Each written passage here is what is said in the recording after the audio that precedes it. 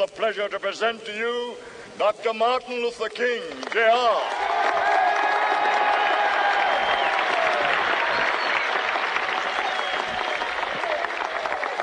I am happy to join with you today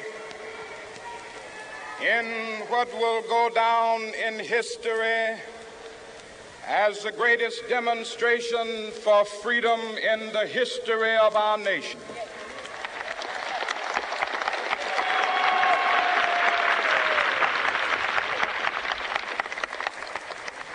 Five score years ago,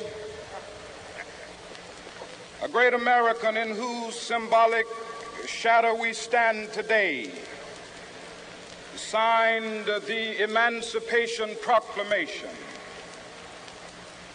This momentous decree came as a great beacon light of hope to millions of Negro slaves who had been seared in the flames of withering injustice.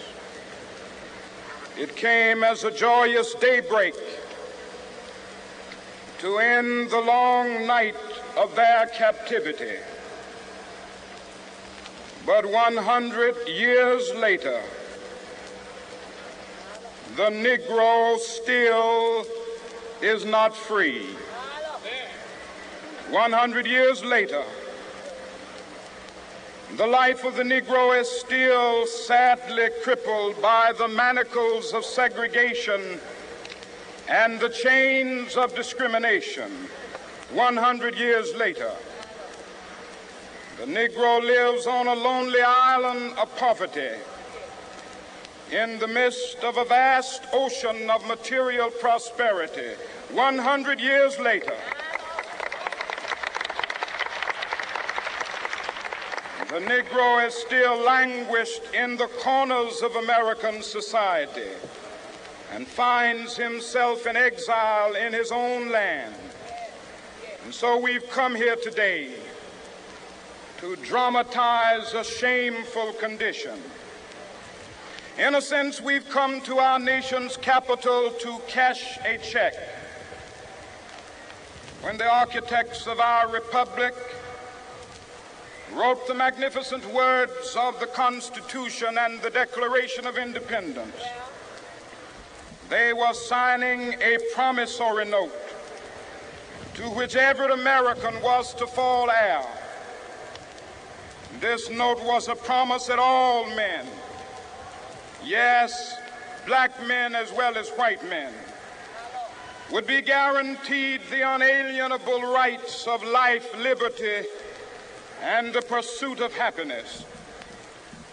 It is obvious today that America has defaulted on this promissory note insofar as her citizens of color are concerned.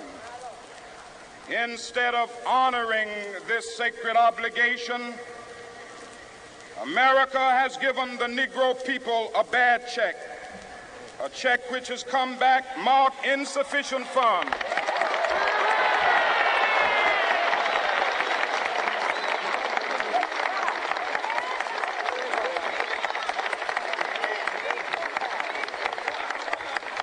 But we refuse to believe that the Bank of Justice is bankrupt. We refuse to believe that there are insufficient funds in the great vaults of opportunity of this nation. And so we've come to cash this check, a check that will give us upon demand the riches of freedom and the security of justice.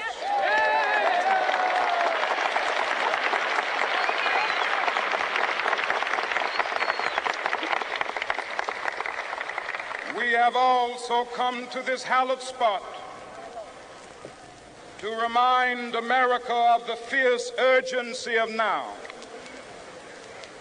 This is no time to engage in the luxury of cooling off or to take the tranquilizing drug of gradualism.